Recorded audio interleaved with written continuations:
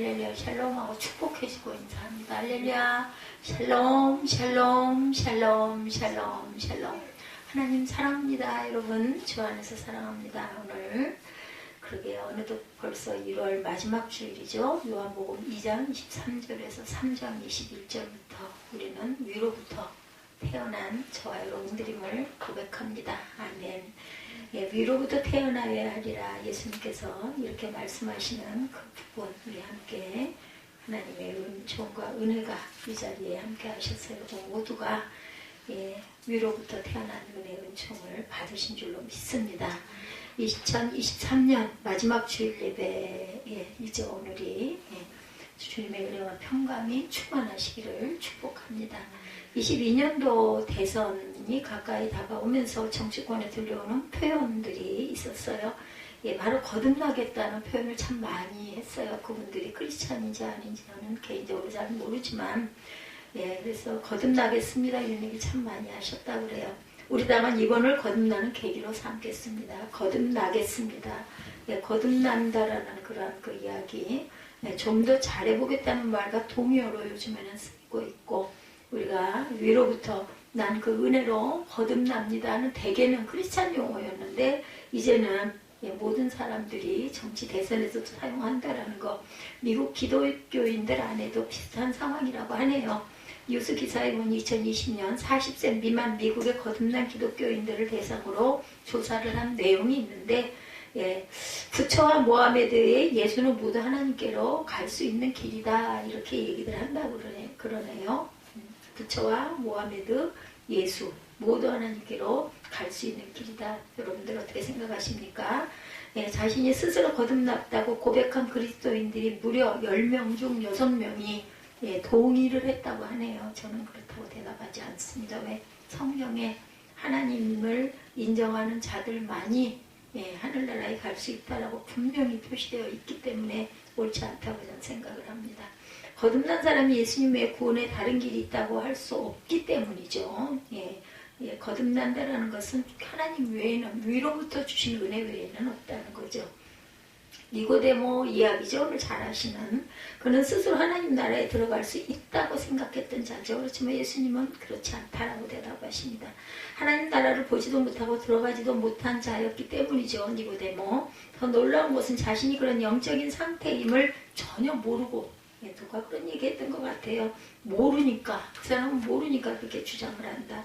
한밤중에 니고데모가 사람들이 볼까봐 예, 몰래 찾아와요. 예, 찾아왔다가 남들 눈에 띌까봐. 니고데모는 예, 밤중에 예수를 찾아오죠. 1절에 보면은 바리새파 사람입니다. 바리새파는 주전 167년에서 164년경에 일어난 예, 마카비 혁명, 즉 유대의 독립과 유대 율법의 회복을 일으킨 선조들의 신앙을 계승한 아들입니다. 율법을 철저히 지키는 아들이고 제사장과 율법학자, 서기관 등 거의 유대의 모든 분야에 지도력을 행사하고 있던 그런 사람이죠. 그 바리새파 중에 니고데모는 지도자이기도 했습니다. 여기서 지도자는 산헤드린 공의회라는 유대 자치기구의 멤버를 가리키는데 입법과 사법권을 가진 자 대표고 리더였죠. 오늘날 우리로 말하면 국회의원과 판사를 겸한 이런 사람이에요. 니고데모가. 게다가 성경교사였으니까 니고데모는 정말 대단한 정치적, 종교적인 영향력을 가지고 있던 사람이죠. 그러나 예수님 그를 향해 단호하게 말씀하시죠. 요한복음 3장 3절입니다. 내가 진정으로 진정으로 너희에게 말한다. 누구든지 나지 아니하면 어디로부터? 하나님 나라에서부터 나지 아니하면 하나님 나라를 다시 볼 수 없다. 너희가 다시 태어나야 한다. 이렇게 말씀하세요. 너는 지금 이 생탈이면 하늘나라로 볼 수도 들어갈 수도 없다라는 거예요. 아니 이스라엘의 선생이고 바리새파 사람으로 그렇게 독실한 종교생활을 했던 사람인데 그가 하나님 나라에 들어가지 못한다. 이것이 영혼의 참된 의사이신 예수님의 정확한 답변이었습니다. 과연 우리는 어떠할까? 예, 비춰보시기 바랍니다.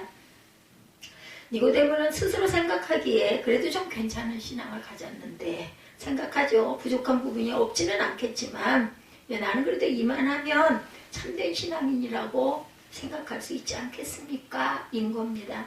영적인 아이와 어린아이와 청년과 아비와 어미가 있다면 적어도 나는 청년 이상은 되지 않겠소 이렇게 얘기하는 거죠. 근데 주님은 너는 아직 태어나지도 않았다라는 거예요. 태어나지도 않았다. 내게 말하다 요한복음 3장 3절에 누구든지 다시 나지 않으면 거듭나지 아니하면 하나님 나라를 볼 수 없노라 말씀하죠. 그래서 너희가 다시 태어나야 한다. 주님의 진단이 이랬다라는 거예요. 누구든지 다시 나지 아니하면 어디서부터? 위로부터 다시 나지 아니하면.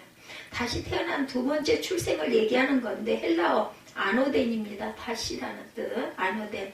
이것은 어게인이라는 의미도 있는데 위로부터 태어나야 한다라는 뜻을 갖고 있어요. 그래서 오늘 제목이 위로부터 나지 아니하면 제가 이렇게 제목을 잡았습니다. 요한복음이나 신약성경 이 단어는 위로부터 from above라는 의미로 많이 쓰이죠. 요한복음 19장 11절에 예수님이 빌라도에게 재판을 받으실 때 위로부터 주지 않으셨다면 나를 해할 권한이 없다 이렇게 얘기합니다. 아노덴이에요. 그래서 아노덴은 위로부터라는 의미인데 출생과 관련하여 위로부터 태어나는 것이 두 번째 출생, 다시 태어난다라는 거죠. 거듭난다 이렇게 번역합니다. 이것이 위로부터라는 의미가 있음을 절대로 잊지 마시기 바랍니다. 그래서 우리 마음대로 되는 게 아니에요. 은혜를 받는 건 똑같이 교회를 와서 나도 한번 가볼까 하고 와서 앉았는데 그냥 오자마자 그냥 그 성령 세례를 받기도 하고 그냥 눈물을 줄줄 흘리고 회개를 하기도 하고 금방 잘하죠 이런 사람들은. 근데 아무리 가서 앉아있어도 아무런 감동이 안 와. 그냥 멀뚱멀뚱 앉아있다가 언제 끝나나 그러면 머릿속으로 별별 생각. 아이고 내가 고추장 딴지 뚜껑을 닫았나 열었나 별 생각이 다 나죠. 이제 잡념이 들어오는 거예요. 왜냐면 말씀이 안 들리니까. 그리고 언제 끝나 시계 들여다보고 여기저기 들여다보고 휴대폰으로 뭣도 좀 들여다보고 왜냐면 빨리 시간이 가야 되니까. 이게 내 맘대로 되는 게 아니라는 거죠. 내가 온전한 예배를 드리고 있지 않구나 라고 여겨진다면 그걸 깨달았다면 내가 또 노력을 해야 돼요. 집중하려고 하고 성경도 제가 읽으면서 좀 찾아봐 달라고 하면 얼른 찾아봐서 좀 읽고 또 성경 찾는 것도 계속 하다 보면요 재밌어요. 막 찾게 되고 찾는 속도도 빨라집니다. 근데 안 찾다가 찾으려고 그러면 엄청 빨리 안 찾아지죠. 그렇기 때문에 노력은 해야 돼요. 뭐라 그래요? 어떻게 해야 된다고? 하나님의 말씀을 우리가 어떻게 알자? 열심히 알자라고 얘기를 하고 있어요. 그러니까 그냥 하나님이 주시면 내가 받지만 내 맘대로 어떻게 해 이렇게 있으면 안 되고 우리가 정말 열심히 애쓰고 노력하고 애를 써야 된다는 거죠. 위로부터 태어난다는 것을 요한 1서에서는 하나님으로부터 난다 이렇게 표현하고 있습니다. 요한 1서 5장 1절이에요. 예수께서 그리스도임을 믿는 자마다 어디로부터? 하나님으로부터 날지니 이렇게 얘기하고 있습니다. 하나님으로부터 날지니. 우리 교회를 와도 도저히 적응도 안 되고 그렇게 오랜 시간 동안을 예배를 빠짐없이 주일 예배를 드렸는데도 은혜가 아니어가지고 아주 몸살을 쳤던 분들이 계시죠. 그런 분들은 안 오는 게 얼마나 홀가분하겠어요. 정말 주일날 좀 늦잠도 자고 쉬고 싶은데 요즘에 주말도 쉬시기는 하지만 대개는 주일은 쉬시잖아요. 근데 그 아침부터 챙겨가지고 깨가지고 더 자고 싶은데 일어나 와가지고 와서 느껴지는 게 있어야지. 찬양은 또 왜 이렇게 길어? 그죠? 말씀은 또 왜 이렇게 길어? 무슨 말인지 알아들을 수도 없는데 계속 반복을 해야 되니까 너무 싫은 거죠. 그 사람 입장으로 보면은 아주 정말 뭐를 밤송이를 궁둥이에다 깔고 앉아있는 것 같은 그런 느낌일 거예요. 아니 그분 입장으로 생각을 해보면 너무너무 미안해요. 예배 시간이 긴 게 너무 미안해요. 그렇다고 해서 그분 때문에 예배를 뚜까닥 끝낼 수는 없죠. 제 입장으로는. 참 안타까운 거예요. 내 마음대로 될 수 있는 게 아니란 거죠. 본인도 노력하고 기도해야 되고 저도 물론 당연히 열심히 그 사람을 위해서 기도해 드려야 됩니다. 다시 태어난 자, 위로부터 난 자, 하나님으로부터 난 자 모두 같은 뜻입니다. 그러나 니고데모는 이스라엘의 선생이고 바리새인으로 모세율법에 정통했고 높은 도덕성을 갖춘 사람이었지만 그는 위로부터 난 자가 아니었다라는 거죠. 요한복음 3장 7절에 너희가 다시 태어나야 한다고 내가 말한 것을 너는 이상히 여기지 말아라 이렇게 말씀하고 있어요. 너희라고 해서 복수입니다. 예수님의 진단대로라면 니고데모를 포함해서 그들과 함께 있는 바리새인 그룹 혹은 사내들인 그룹은 두 번째 출생을 하지 못했다. 위로부터 난 자가 아니게 결국 두 번째 사망을 맞이하게 된다라는 얘기 기가 막히죠. 그러니 바리새인들이 니고데모가 바리새인들이 예수님을 온전하게 예쁘게 보겠어요? 지가 뭔데? 하늘로부터 거듭나지 않았으면 너는 하늘나라에 가지 못한다고 하니 얼마나 기가 막히고 얼마나 밉겠어요. 너는 뭔데? 하나님의 아들이라고 인정을 하겠느냐고요. 그 시대에 만약에 우리가 있다면은. 예, 어느 목수집, 가난한 목수쟁이 어디 시골에 있는 그런 목수의 아들이면서 무슨 지가 하나님의 아들이래. 그걸 믿겠느냐는 거죠. 그래서 정치범으로 몰아서 십자가에 못 박아 죽인 거죠. 사람들은 누구나 첫째 출생과 첫째 사망을 맞이합니다. 누구나, 그죠? 그러나 두 번째 출생을 하지 못한 사람, 위로부터 나지 못한 사람에게는 두 번째 사망이 또 있다라는 거예요. 그것은 영원한 지옥. 지옥이라는 것은 뭐 물론 불교에도 지옥이라는 얘기가 뭐라고 그러죠? 지옥을 뭐라고 하죠. 있지만 어쨌든 있어요, 불교에도. 그런데 그냥 세상 사람들은 잘 먹고 잘 살다 나 죽으면 그만이지 무슨 그런 게 어딨어, 이런 분들 많잖아요. 그런 분들은 당연히 없다고 생각을 하는데, 우리 크리스찬들은 그 생명이 둘이에요. 땅에서의 생명이 있고 영생의 생명이 있습니다. 그래서 나는 간다, 나는 내가 갈 집이 있어, 이런 얘기 많이 하죠. 저도 두렵지는 않습니다. 그 순간이 과연 어떨까, 그 순간이 좀 염려가 돼요. 정말 편안하게. 이게 무슨 소리지? 옆에서 나는 소리인가요? 아까 무슨 헛소리 같은 소리가 났어. 그러니까 얼마나 기가 막히겠냐는 거죠. 예, 두 번째 사망이 있다라는 거. 근데 천국은 생각하는데 지옥은 생각하고 싶지가 않죠. 얼마나 무서워요. 사망이 또 있어. 내가 한 번 죽었는데 또 가가지고 또 지옥에 가서 또 죽는다면 얼마나 기가 막히겠어요.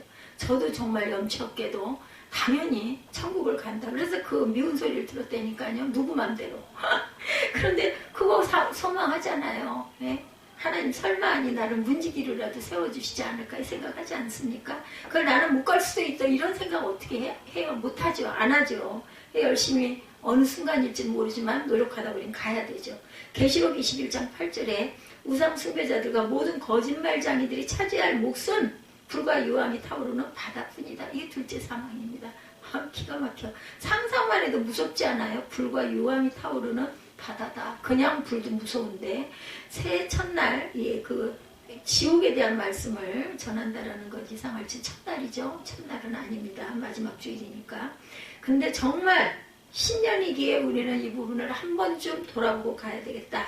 매일 코로나로 죽어가는 소식들이 이제 조금 뜸해졌죠. 그러다 보니까 뭐라고 그러죠?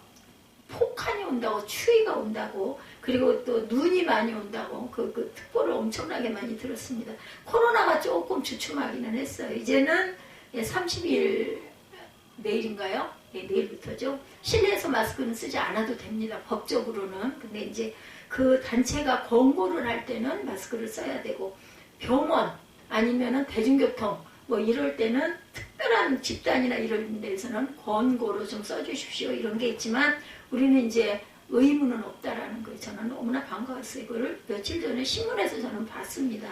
그랬다가 정말 다행이다. 그날이 오긴 올 거야 라고 생각을 했는데 봄쯤 되지 않을까 였는데, 어쨌든 물론 이제 봄을 향해 가고 있기는 하지만 그게 발표된 날짜가 만 3년째 되는 날이다, 이렇게 얘기하더라고요. 신문에 그렇게 보도가 돼 있어요. 딱 3년째 되는 날 이제 마스크를 실내에서도 벗어도 됩니다. 3년 동안 투쟁을 한 거예요, 코로나와. 그래서 우리나라는 이만큼 백신도 많이 만들어졌기 때문에 혹시 코로나가 걸린다 하더라도, 위드 코로나 소리가 많이 났었죠. 그런다 하더라도 생명이 이뤄질 일은 없다라는 거죠. 그렇기 때문에 이제는 자신이 본인이 알아서 할 일이고, 그리고 특별한 지역 외에는 이제는 법적으로는 다 해제를 한다.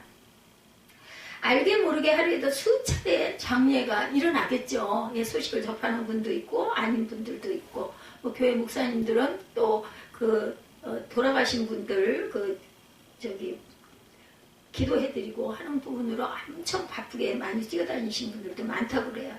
어떤 분은 40대 중반에 한창일 나이에 돌아가셨어요. 저는 어느 날 문득 이일성 목사님, 제가 잘 아는 목사님이고 신학교 때 교수님이기도 했고, 그리고 저하고도 또 각별하게 좀 가까웠던 부분이기도 합니다. 정말 칙칙하시고 건강하신 분이 어느 날 뒷산에 산책 나가셨다가 그냥 그 자리에서 쓰러지셔서, 발견이 안 돼서 더 그렇겠죠. 새벽에 산책을 나가셨으니까 새벽 기도가 끝나고 나가셨는지 제가 거길 가보질 않아서 알 수는 없지만, 어쨌든 그냥 한순간에 그렇게 돌아가신, 그러면서도 어떤 면으로는 그래도 고통 없이 그냥 한 번에 돌아가셔서 오래오래 내 맘대로 안 되잖아요. 오래오래 몇 년이고 정말 몸도 못 움직이면서 숨만 붙어 있어가지고 연명하시는 그런 분들, 본인은 표현을 못하지만 얼마나 힘든 부분이 많겠어요. 그런 거보다는 물론 그거 다 좋다고 할 수는 없지만 그냥 돌아갈 때 딱 그냥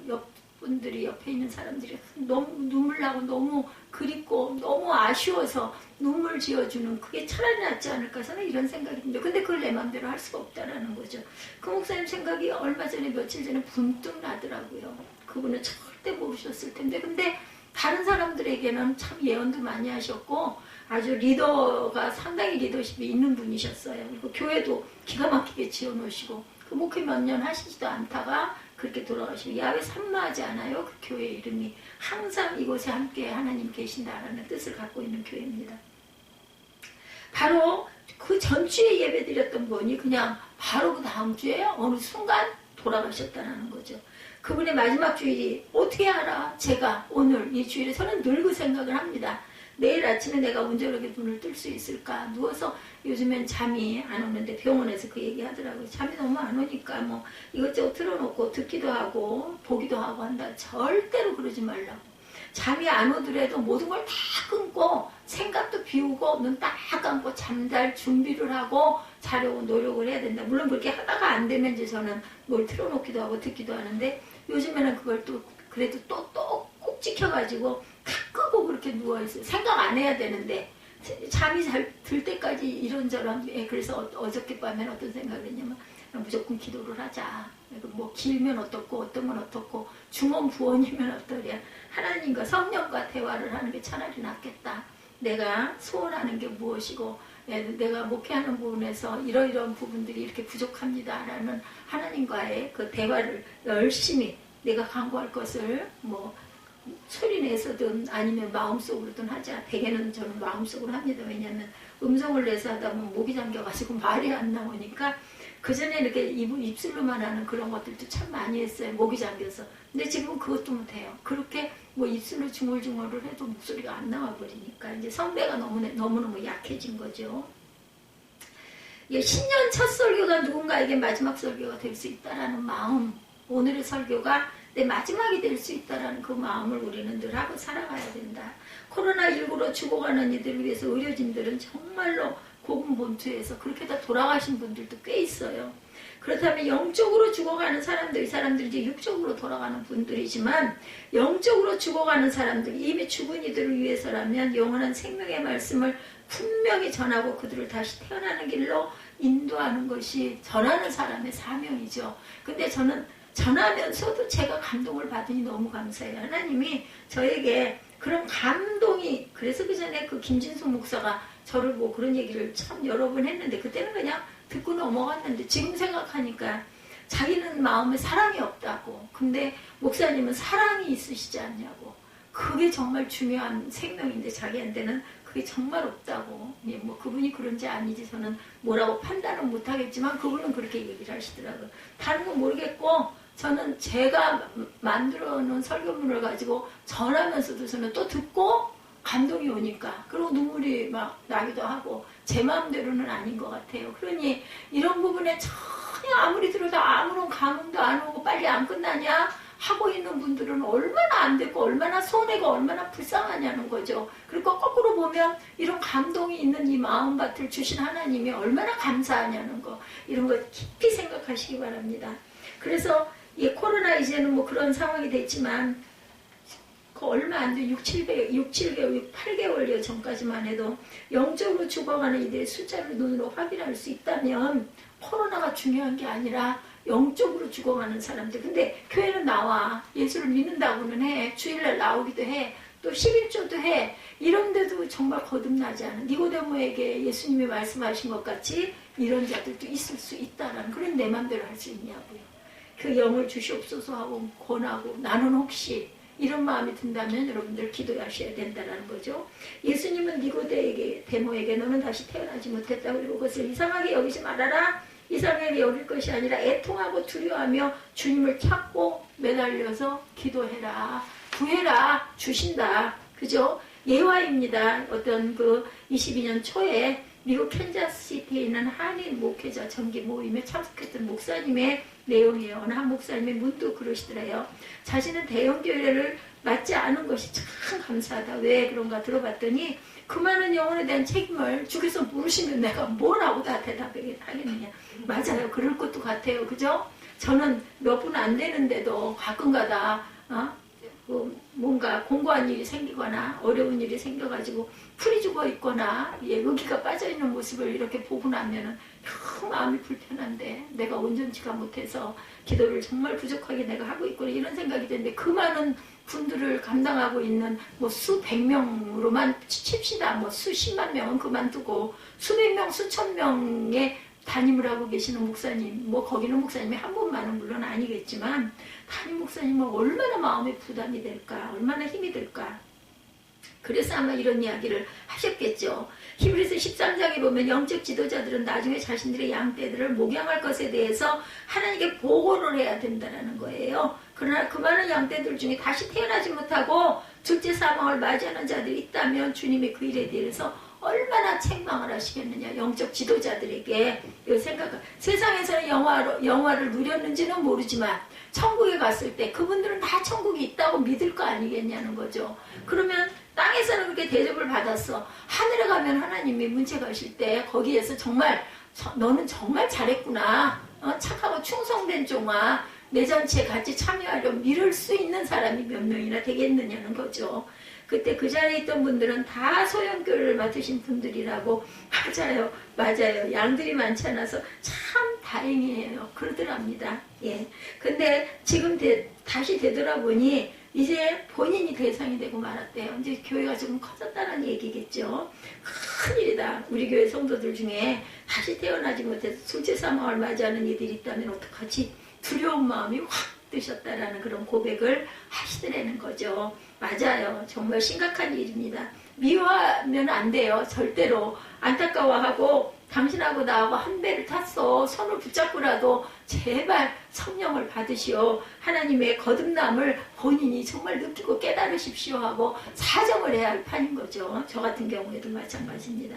주여 한다고 다 들어가는 것이 아니라고 그러시죠. 그렇다면 우리 역시 니고데모처럼 위로부터 태어나지 않을 수도 있다고 내 자신의 영혼에 대해 스스로 나는 어떤가 돌아볼 줄 알아야 되겠다. 리처드 맥스터라는 청교도 목회자가 회심이라는 책에 이런 경고를 합니다. 나는 회심했다라는 자기 속임수, 마귀의 속임수를 경계해라. 나는 이미 회심한 사람이야. 이런 부분의 속임수를 경계해라. 당연히 나는 거듭났지. 이렇게 마음을 놓지 말라는 거죠. 그렇다고 해서 저는 또 무슨 거듭나? 네가 무슨 천국을 가? 네 맘대로 가? 이런 얘기는 또 하면 안 된다고 저는 생각을 합니다. 소망 가운데 살잖아요. 우리 부족하잖아요. 우리가 생각할 때 뭐 온전한 그리스도인이에요? 아니잖아요. 뭐가 온전하겠어요? 다 부족하지만 내 마음 아시리하고 열심히 그저 나아가야 되겠죠? 매튜 미드라는 다른 청교도 역시 유사 그리스도인이라는 표현을 쓴다고 그래요. 다시 태어난 것 같지만 실은 태어나지 않은 사람을 가리킬 때 유사 그리스도인이라고 얘기를 한다고 그러네요. 조지 휘필드와 존 웨슬리는 거의 그리스도인, almost 크리스찬이라는 표현을 썼다는 거죠. 매튜 미드는 자신의 책 유사 그리스도인에서 몇 가지 사례를 들면서 겉으로 그리스도인의 특징을 갖고 있어도 여전히 위로부터 태어나지 못한 그리스도인일 수도 있다는 근거를 성경적으로 제시하더랍니다. 예를 들어 성경적 지식에 큰 진보를 보일 수 있다. 수준 높은 신앙 고백을 할 수도 있다. 종교적인 일에 매우 열심일 수도 있다. 큰 은사가 나타날 수도 있다. 그러나 이런 모습이 있어도 여전히 거의 그리스도인 유사 그리스도인으로 남을 수도 있다라는 거. 뭐 어떻게 하라고. 어떻게 해야 돼. 그죠? 그것밖에 안 되는 그릇인가 보죠. 은사도 나타난대요. 그런데도 그럴 수도 있다는. 그러니까 그러시잖아요. 너 누구야? 나 너 몰라. 그죠? 나는 이렇게 많은 일을 이렇게 행하고 왔습니다. 하나님. 그러고 하니까 너 누군데? 나 너를 모른다. 이런 경우도 있다는 거죠. 발람은 빈수기 24장에서 진기한 예언을 했고 실제로 하나님으로부터 예언을 합니다. 온 그 예언을. 그러나 그는 돈을 받고 타락한 거짓 선지자였음이 탄로가 나죠. 그래서 매튜 미드는 많은 진보에도 불구하고 유사 그리스도인의 머무는 원인 중에 하나를 자신의 진실한 상태를 스스로 속이기 때문이다 라고 보았다라는 거예요. 예, 파수꾼의 노릇을 우리는 잘해야 되겠다. 에스겔 33장에 보면 전쟁이 일어날 때 파수꾼은 적들이 쳐들어온다는 것을 명확하게 때에 맞추어 가감없이 크게 외쳐야 되죠. 예, 전쟁이다 하고 고함을 쳐야 된다는 거죠. 만일 파수꾼의 외침을 듣고도 깨어나지 않아 죽는 이들의 책임은 그들 자신에게 있다. 그러니까 우리는 파수꾼의 노릇을 열심히 해야 된다는 거예요. 그런데도 깨어나지 못하면 그건 어쩔 수 없다. 뭐 할 수 있는 데까지는 해야 된다. 그렇지만 파수꾼이 외치지 않아서 백성들이 죽는다면 그 책임을 하나님은 파수꾼에게 묻겠다고 하신 거죠. 니고데모에게 말씀하시죠. 예, 너는 하늘의 일을 모르는구나. 너는 이스라엘 선생이 되어서 물과 성령으로 아는 것도 모르고 있니? 이대로 가면 넌 죽을 수밖에 없어. 어떻게 보면 니고데모는 굉장한 창피와 수치를 당하고 있어요. 주님은 그의 영적인 무지와 그 영적으로 죽어 있음을 여실히 들춰내고 계십니다. 그러나 그렇게 해야만 한다. 그래야 그의 죽어있던 영이 각성되고 깨어서 살아날 수 있기 때문에. 근데 그런 얘기를 또 지까지게 뭐라고 나한테 이렇다 저렇다 판단을 해.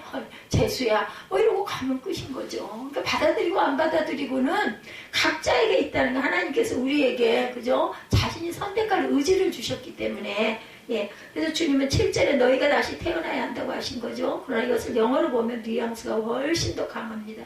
You must be born again, or you must be born from above. 이렇게 나와 있어요. 예, must가 있어요. 반드시 다시 혹은 위로부터 태어나야 한다. 저는 미국에서 오랜 생활을 하신 이분의 말씀으로는 must라는 말을 아주 자주 듣지를 못했대요. 왜냐하면은 must는 생사를 다루는 문제 혹은 커다란 피해를 당하는 문제가 아니면 잘 쓰지 않는데 20여 년을 미국에서 목회를 하신 분이니까 뭐 거의 그 나라 문화가 몸에 배었겠죠.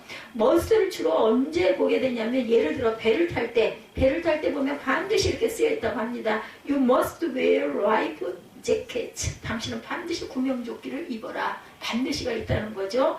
생사가 달려 있으니까 구명조끼 안 입었다가는 사건이 났을 때 빠져 죽을 수밖에 없으니까. 실제로 몇 년 전에 그 살던 지역에서 멀지 않은 곳에 수륙 양형 관광보트가 침몰해서 17명이 익사하는 사고가 있었다고 합니다. 이 목사님 계신 주변에 가까운 데서 폭풍이 오는데 무리하게 관광보트를 움직였다가 침몰을 했다고 그래요.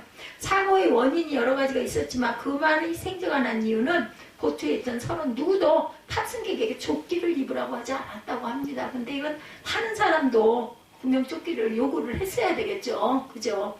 분명 구명조끼를 입으라는 경고문이 보트에 있었을 것인데 2명의 선원들은 승객들이 조끼를 입었는지 확인을 하지 않았답니다. 그렇게 누구도 조끼를 입는 일이 없었다 그래요. 보트가 침몰할 일이 없을 것이다. 그렇게 안일하게 생각을 한 탓이에요. 설마 배가 침몰하겠어? 내가 죽겠어? 라는 생각. 배 탄 이들도 그들도 별일 있겠어? 그러다 죽음을 맞이한 거죠. 리차드 렉스터의 경고가 생각이 납니다. 자기 속임수를 경계하라. 내 속임수. 내가 내 속에서 말하는 뭐 별일 있겠어? 설마 나도 뭐 그렇겠어? 이거 조심하라는 거죠.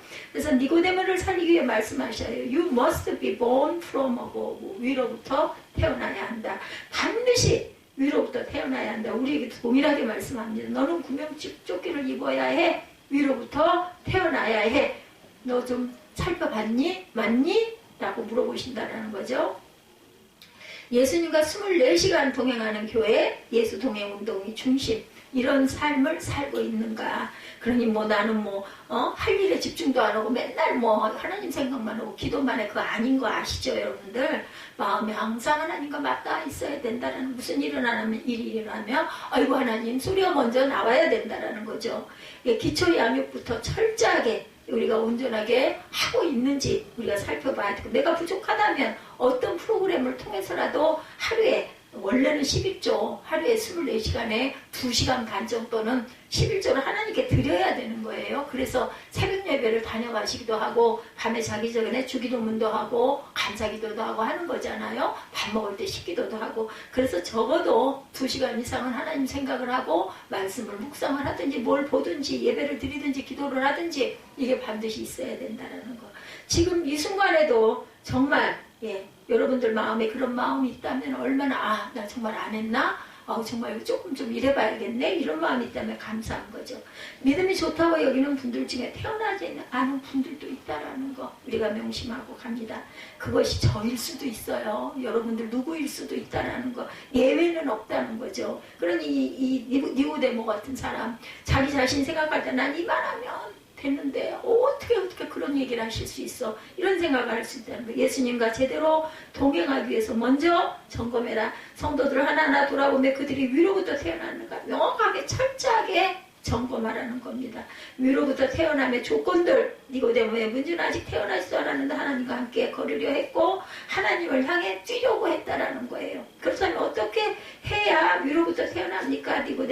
니고데모가 주님의 말씀을 듣고 자신의 실체를 알았어요. 나는 아직도 태어나지 않았다네. 그럼 어떻게 해야 될까? 영적 각성이 이렇게 와야 합니다. 거기에 반발을 하거나 무시해버리거나 결국 자기가 죽는 거야.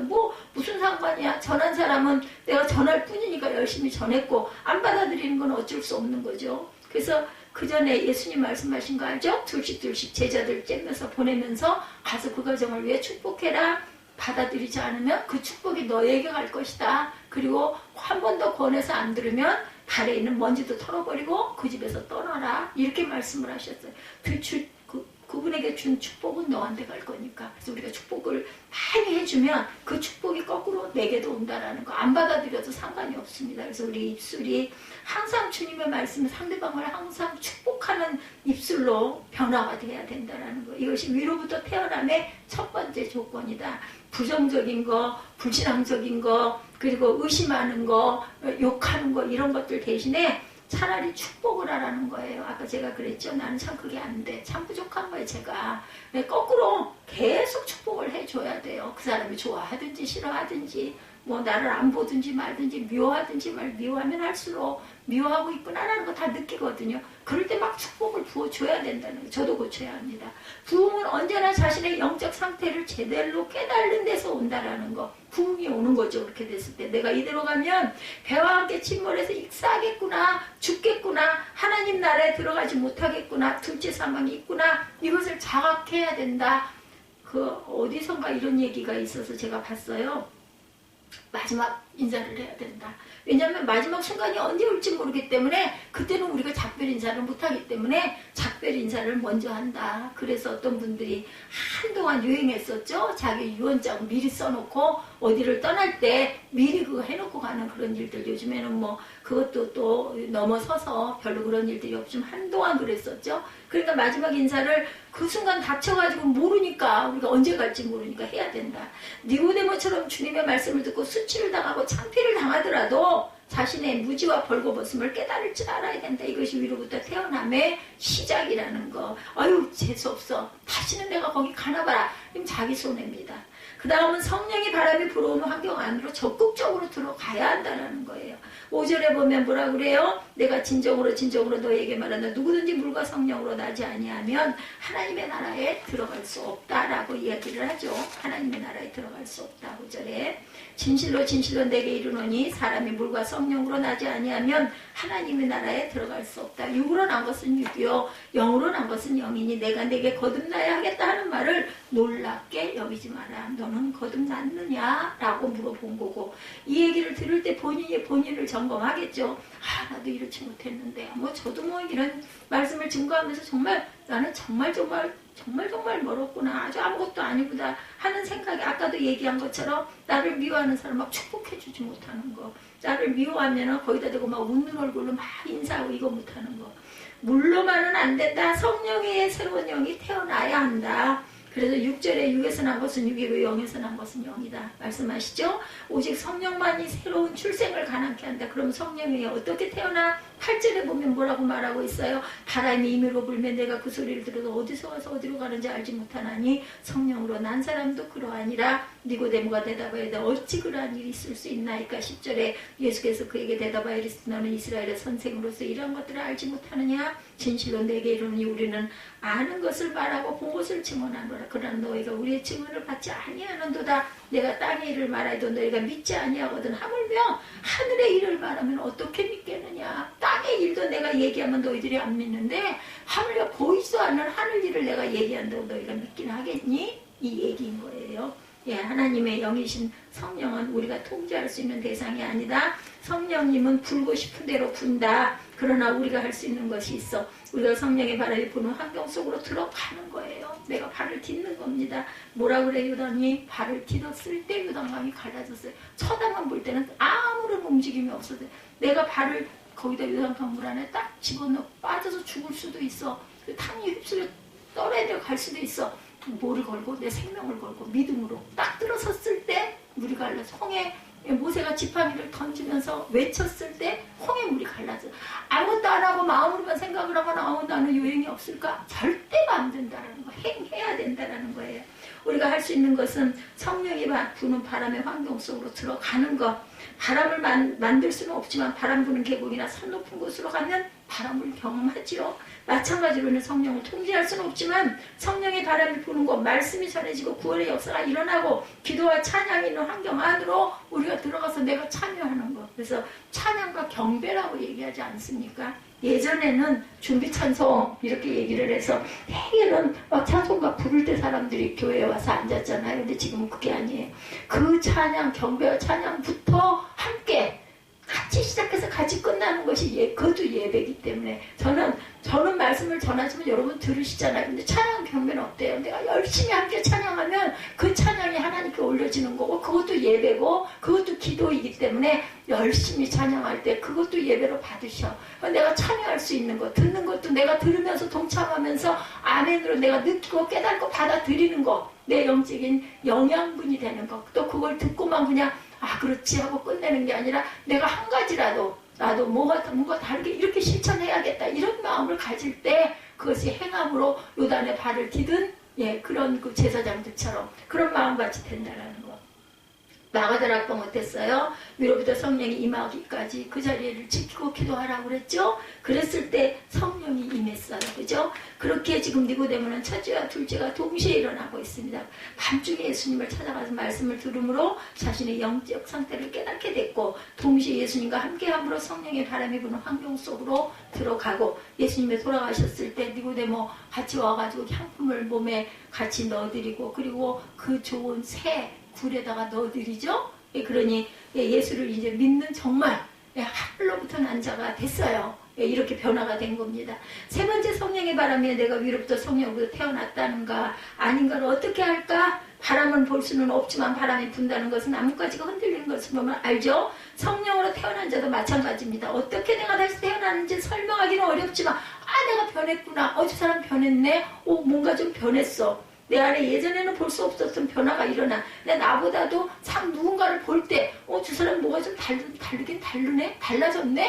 예수 믿더니 뭐 좀 변했어. 이렇게 된다는 거죠. 바람이 임의로 불대는 그 소리를 들어서 어디서 어디로 가는지 알지 못하는 성령으로 난 사람도 그러하니라.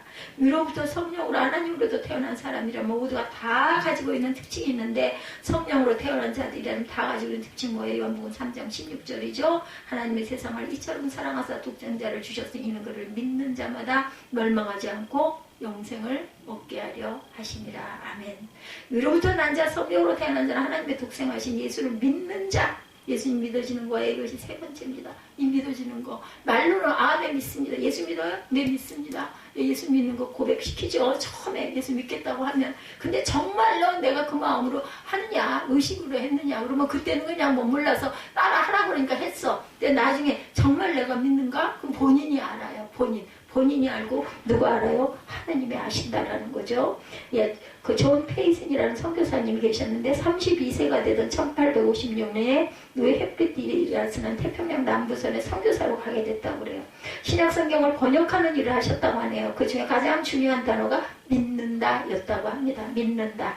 그것을 그들에게 어떻게 설명해야 할지를 몰라서 그가 의자에 자신의 전 무게를 완전히 맡기고 앉아있다는 점에서 착안을 해서 그들의 성경의 요한복음 3장 16절을 이렇게 읽혔다고 그래요. 하나님의 세상을 이처럼 사랑하사 독생자를 주셨으니 이는 저에게 자신의 온 무게를 다 맡기는 자마다 멸망치 않고 영생을 얻게 하려 함이라. 이렇게 바꿔서 알아듣게 이해하게끔 했다라는 거죠. 그래서 그곳에서 예수 그리스도 믿는 자들은 자신의 인생을 그분께 완전히 맡기는 그런 자들만이 신자다, 성도다 이렇게 이해들을 했다라는 이야기가 있습니다. 얼마나 생각을 해서 뭐라고 이걸 설명을 할까? 위로부터 난 자는 자신의 삶의 모든 무게를 그분께 완전히 내어 맡긴다라는 것. 타 종교에도 구원이 있는데 거기에도 여기에도 다리를 걸쳐서가 아니고 그분 외에는 살 길이 없다. 예, 그래서 그분의 말씀 그대로 순종하고 살겠다 이런 모습. 성령의 바람이 불었구나라는 거죠. 그래서 그분께 자신의 온 무게를 맡기는 자에게 나타나는 명확한 삶의 변화, 악을 멀리하게 되고 어둠의 일을 피하고 동시에 진리의 빛으로 점점 나아오게 된다는 거죠. 그래서 오늘 본문 3장 20절 21절에 악한 일을 저지르는 사람은 누구나 빛을 미워하며 빛으로 나아오지 않는다. 그러나 진리를 행하는 사람은 빛으로 나온다. 이렇게 말씀하고 있죠. 3장 20절 21절 잠깐 봅니다. 예, 악을 행하는 자마다 빛을 미워하여 빛으로 오지 아니하나니 이는 그 행위가 드러날까 하며 21절 진리를 따르는 자는 빛으로 오나니 이는 그 행위가 하나님 안에서 행한 것임을 나타내려 합니다 하시니라. 나는 이래요. 저 좀 봐주세요. 이렇게 된다라는 거죠. 위로부터 난 자와 그렇지 않은 자는 마치 빛과 어둠처럼 분명하게 갈라진다. 제가 늘 얘기하죠. 우리 마음 안에 있는 우리의 생각들이 긍정적인가 부정적인가 믿음인가 아니면은 믿지 않음인가 이것은 우리가 마지막 때 어떻게 내가 어디를 향해서 보고 가고 있는가 내가 원하고 원하지 않든 상관없이 나도 모르게 내가 갈 곳을 향해서 달려갈 때 평생 내가 수고하고 애써서 모아놓은 내 양식, 하늘에 쌓여진 양식 있는 쪽으로 내가 나아간다라는 거예요. 사도 요한일서에서 하나님으로부터 난 자의 분명한 특징으로 죄를 이기게 되는 것을 꼽죠. 요한일서 3장 9절에 하나님에게서 난 사람은 누구나 죄를 짓지 않는다. 하나님의 씨가 그 사람 속에 있기 때문이다. 그는 죄를 지을 수 없다. 그가 하나님에게서 났기 때문이다. 그 안에 씨가 있는 자는 하나님의 아들이다. 이렇게 말씀하고 있죠. 그리스도인도 죄의 유혹을 받아요. 그리고 죄에 넘어지기도 하죠. 이런 점에서 다시 태어난 자와 그렇지 않은 자 사이에 차이가 없어요. 그러나 어디에서 차이가 나요? 위로부터 난 자는 계속해서 그 죄를 지울 수가 없다. 반복해서 죄에 머물러 있을 수가 없습니다. 왜냐하면 하나님의 씨가 그 속에 거하고 있고 성령의 새바람을 통해 새로운 영이 거하게 되기 때문이다. 그는 죄를 지을 때마다 괴로워요. 마음에 근심이 자꾸 생겨요. 막 자꾸 죄의식이 들어요. 왠지 그냥 마음이 정말 불안해요. 불편해요. 이렇게 된다는 거예요. 그래서 죄를 회개하게 되죠. 그리고 결국 죄를 이기게 된다는 거. 우리 모두는 죄인들이에요. 3장 9절 영어로 보면은 He cannot keep on singing, keeping. 예, 무엇을 계속하다가 그런데 cannot이니까 계속해서 그 죄를 지울 수 없고 예, 요한일서 3장 9절의 내용입니다. cannot keep on singing, keeping입니다. 그 죄에 머물러 있지 않다라는 거 계속해서 미워할 수 없고 용서하지 않을 수 없고 사랑하지 않을 수 없다는 거죠. 결국에는 성령의 힘으로 죄의 힘과 영향력을 이겨낸다. 이것이 성령의 바람에 의해 위로부터 태어난 자들의 분명한 특징. 이것이 예수님이 믿는 자들의 증거라는 것을 잊지 마시기 바랍니다. 항상 주님 안에서 우리가 요한복음 그 19장에도 보면 변한 뒤에 예수님의 장사를 위해 사람들이 보든 안 보든 상관없이 아까 제가 말씀드렸죠. 장례를 치르죠. 목숨을 건 거예요. 내가 나중에 불이익을 당할 수도 있는데 추방을 당할 수도 있는데 내가 있는 자리에서 떨어져 나갈 수도 있는데 절대로 상관 안 하는 거죠. 예. 하나님을 위해서 내 모든 것을 드리는 거죠. 스스로 절대로 위에서 태어날 수가 없어요. 위로부터 성령의 새바람, 새 영이 내 안에 부어넣어졌을 때 할 수 있다라는 겁니다. 그래서 성령의 바람을 새 바람으로 잠자고 있는 우리를 죽어가는 우리를 살려달라고 우리는 늘 간구하고 믿음을 위해서 기도해야 됩니다. 존 웨슬리 목사님, 옥스퍼드 대학 나왔죠? 재학 당시 5년 동안 줄곧 최고 학점을 받은 모범생이었다고 합니다. 홀리 클럽이라는 그룹 활동을 통해 규칙적인 경건 생활을 지켜나가죠. 매일 새벽 4시에 일어나 1시간 기도하고 저녁 1시간 성경을 읽고 1시간 동안 자기 성찰을 했다고 하네요. 모든 예배에 모두 다 100% 참석하고 정기적인 금식, 1시간 전도, 감옥의 죄수들을 방문하여 도왔고 병든 사람, 가난한 사람을 신방했다고 합니다. 게다가 미국 조지아 인디언 선교까지 갑니다. 거기서 만난 스판갱거라는 모라비 그 교도로부터 이런 질문을 받았다고 그래요. 나의 형제여, 당신은 당신의 마음속에 구원의 증거를 가지고 있습니까? 하나님의 영, 성령이 당신의 영에게 당신이 하나님의 자녀라고 증거하고 있습니까? 그 같은 질문은 처음 들은 그는 대답을 못했다고 합니다. 결국 그는 불미스러운 어떤 사건으로 인해 1년 9개월 만에 조지아에서 도망치다시피 밤에 배를 타고 미국으로 돌아와요. 돌아온 게 폭풍을 만나고 죽음의 공포를 느끼게 됩니다. 그때 상황을 자신의 일기에 이렇게 적었어요. 나는 인디언들을 구원하기 위해 아메리카로 갔다. 그러나 누가 나를 구원할 것인가? 이 불신앙의 악한 마음에서 나를 건져줄 자가 누구인가? 나는 위험이 있을 때는 나 자신을 믿는다. 그러다 죽음의 위험이 오면 나의 마음은 공포에 휩싸인다. 누가 나를 이 죽음의 공포에서 구원할 것인가? 나는 조지아 선교에서 무엇을 발견했나? 내 자신은 정작 구원받지 못했다는 것을 알았을 뿐이다. 이렇게 고백했다고 합니다. 조지아에서 돌아오는 존 웨슬리에게 주님이 말씀하셔요. 아들아, 넌 반드시 위에서부터 태어나야만 한단다.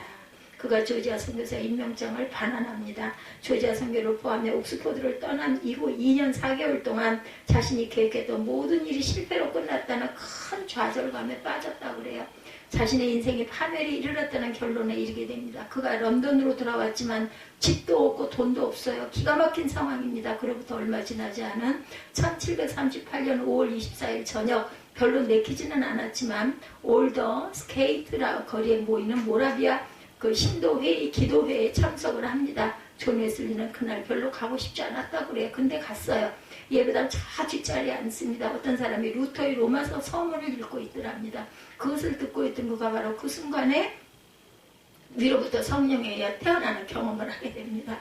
나는 내 마음이 이상하게 뜨거워지는 것을 느꼈다. 나는 이제 내 자신이 그리스도를 오직 그리스도만을 믿음으로 구원받았다는 것을 느꼈다. 그리고 주께서 나의 모든 죄를 영원히 제거하셨고 나의 죄와 사망의 법에서 구원하셨다는 확신을 얻었다. 바람이 어떻게 불었는지는 모르겠지만 그는 바람이 불고 지나간 것을 알았다는 거죠. 그것이 감리교 운동의 시작이었습니다. 이후 존 웨슬리, 찰스 웨슬리를 통해 감리교 부흥운동이 일어나죠. 성령의 갱신의 역사는 영적으로 얻었던 영국을 바꾸었고 영국의 노예제도도 폐지되는 데 영향을 미치죠. 나라가 바뀝니다. 에스겔 37장에 마른뼈 환상이 나오죠. 바벨론 포로기 상태, 이스라엘 백성들의 영적인 상태. 거기서 하나님은 에스겔을 마른 뼈들이 널려있는 곳으로 데려다가 보여주시죠.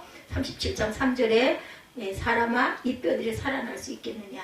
에스겔 37장 3절입니다. 에스겔은 자신의 답을 피합니다. 왜? 그들은 이미 죽었기 때문에 뼈만 남았는데 어떻게 살아? 그죠? 우리가 보면 가능성 0%예요. 이스라엘 나라 전체가 죽었다는 거.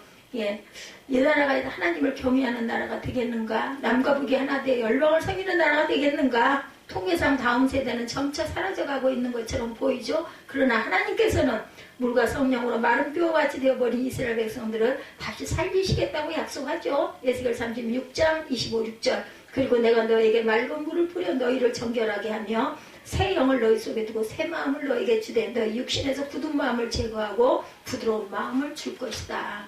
37장 5절에 내가 너희 속에 생기를 불어넣어 너희가 다시 살아나게 하겠다. 하나님은 마른 뼈 같은 이 나라 위에 생기를 불어넣어서 다시 살아나게 하시겠다는 거죠. 30절, 10절에도 보면 성령의 생기를 받은 그들이 제발로 일어나 엄청나게 큰 하나님의 군대, 마하나임이 되죠. 군대가 하나님의 군대가 됩니다. 이들은 위로부터 성령으로 다시 태어난 거죠. 그리고 하나님은 이어서 민족의 통일을 약속하죠. 두 막대기가 하나가 될 것이다. 그들이 내 손에서 하나가 될 것이다. 오직 위로부터 오는 성령으로만 주님은 교회를 회복시키시고 그래야 이 나라와 민족을 하나로 만드실 것. 성령의 바람밖에 없죠. 우리가 다음 세대가 이 나라가 다시 살 가능성은 위로부터 불어오는 하나님의 영, 성령의 새바람밖에 없다라는 거.